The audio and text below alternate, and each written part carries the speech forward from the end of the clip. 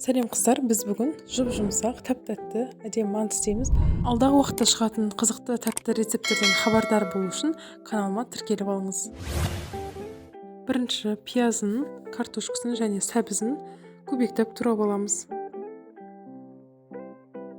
Сәбіздерін турамай қойшы деп қашып бара жатыр, бірақ оларға бүгін аяушылық жоқ, себебі бүгін манты істеу керекпін. Сосын дәміне қарай тұз қосып, үстіне фарш саламыз. Дәміне қарай қара бұрыш, бір права, сосын сұйық май қосамыз.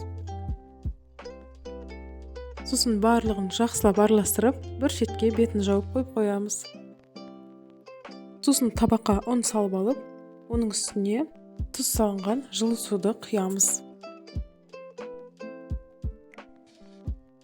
Қамырдың июі қанғанша жақсылап илеп аламыз. Неғұрлым июі қанса, соғұрлым қамырымыз жыртылмай әдемі болады. Илеп болғасын пакетке салып, бетін жауып, жарты сағатқа тұндырып қоямыз.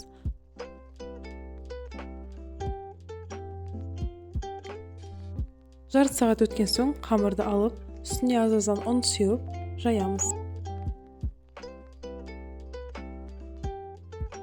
Қамырымыз тым қалың болып кетпеу керек.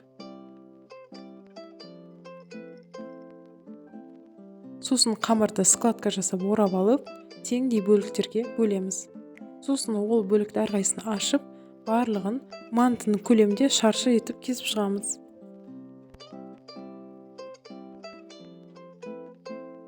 Фарштарды салып, мантыны шетінен түйе бастаймын.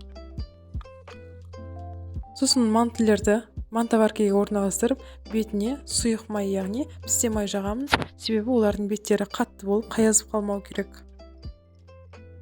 40-45 минут өткен кезде менің мантылерім дайын болды.